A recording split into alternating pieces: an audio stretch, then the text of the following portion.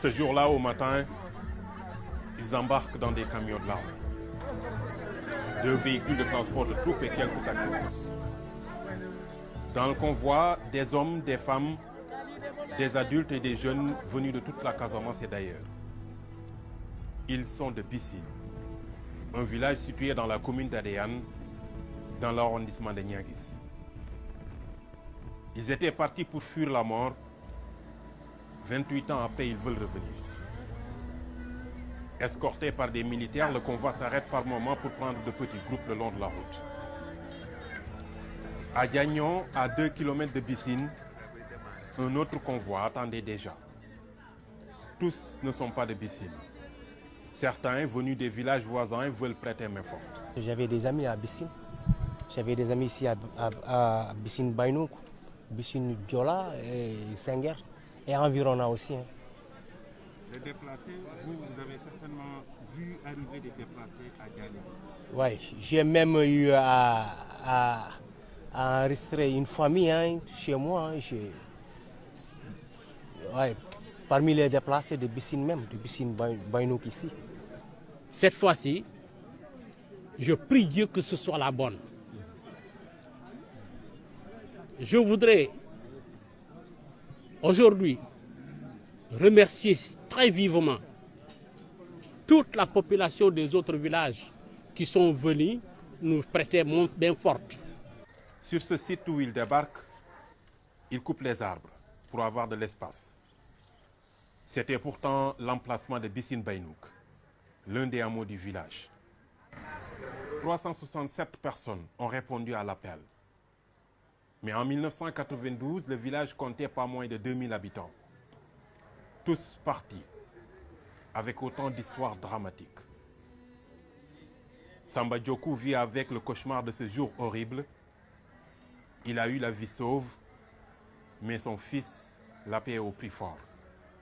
Ils sont passés chez moi, ma femme m'a touché, m'a dit mais cache-toi.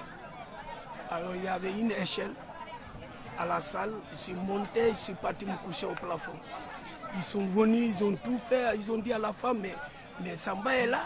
Il les a dit non, Samba n'est pas là. Je suis là seulement avec des enfants. L'aîné de mes enfants, il a 11 ans. Alors ils ont amené l'enfant, derrière la clôture, ils ont égorgé l'enfant. Malgré tout, Samba est fier de revenir après 30 ans d'errance.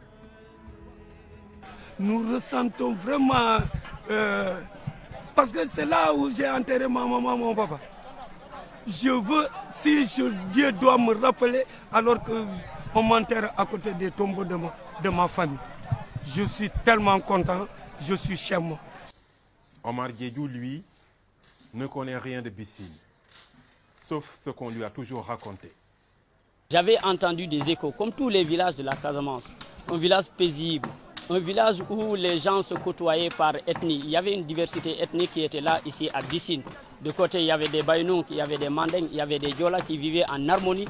Jeune écolier à Bignona au moment des faits, le rêve d'un retour au village, Omar a grandi avec.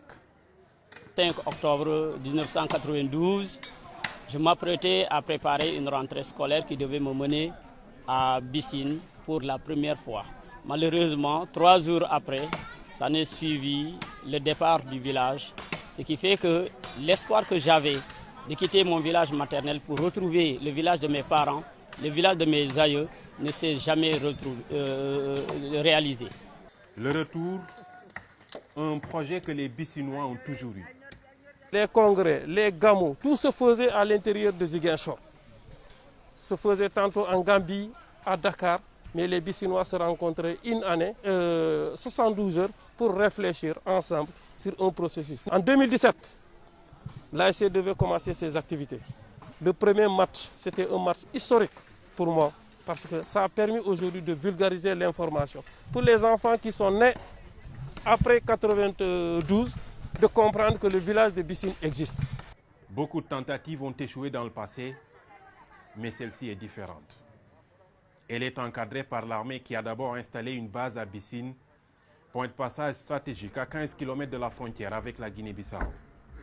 Par décision du gouvernement, pour sécuriser la zone, nous avons installé une base militaire à Bindialou Majak, dans la commune de Boutoupa Kamarkunda, et une base militaire à Bissine, récemment qui fait 10 jours je crois, pour sécuriser la zone dans le contexte de la pacification de la Casamance et du retour des populations civiles déplacées depuis 1992 et même bien avant.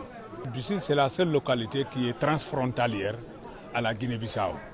Et c'est le seul village de la commune d'Adéane qui n'est pas sur la RN6, qui est en profondeur. Compte tenu de sa proximité avec la Guinée-Bissau, tant qu'il n'y a pas un cantonnement militaire à Bissine, les bandes armées vont continuer à semer la terreur, mais le vol de bétail sera toujours récurrent. Pour avoir une idée de l'ampleur de l'opération, nous nous rendons à l'Agence nationale pour la relance des activités économiques et sociales en Casamance, ANRAC. Elle travaille sur le dossier depuis plusieurs mois et estime à 206 le nombre de familles qui veulent retourner. Avant le conflit, il y avait près de 2000 habitants. Aujourd'hui, il y en a plus que ça. Aujourd'hui, les gens qui sont dans cette dynamique de retour, ils sont autour de 1755, ceux qui veulent rentrer. Dans tout l'arrondissement de Niaguis, pas moins de 13 villages organisent le retour. Dans beaucoup de ces villages-là, les populations vont et reviennent et depuis quelques jours, les populations ont commencé à dormir et à s'installer là-bas et à préparer, à ériger des abris provisoires, notamment des huttes, pour pouvoir passer l'hivernage et probablement, après l'hivernage, de commencer à construire des habitations. La crise en Casamance a fait entre 30 et 40 000 déplacés intérieurs et pas moins de 10 000 réfugiés entre la Guinée-Bissau et la Gambie.